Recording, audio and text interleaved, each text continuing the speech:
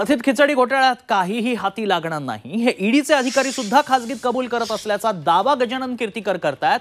जो कंपनीला काही नफा झाला त्याचा मोबदला सर्वांना धनादेशाद्वारे देण्यात आला, त्यामुळे घोटाळा वगैरे काही झालेला नसल्याचं सांगत कीर्तीकरांनी मुलगा अमोल कीर्तीकरांची बाजू घेतली आहे।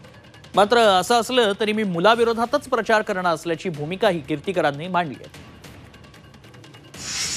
उमरचे उमेदवार आहेत, त्याच्यामध्ये आपल्या उत्तर पश्चिममध्ये अमोल कीर्तीकर आहे, मुलगा माझा। मला सांगितलं की मग तुला निवडणूक लढायची असेल तर उमरला सोडून शिवसेनेमध्ये एकच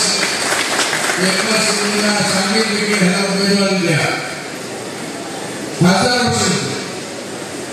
पण तू उमरला सोडणार नसेल आणि निवडणूक लढणार असेल तर मी माझ्या पक्षाच्या उमेदवारासाठी तुझ्या विरोधात प्रचार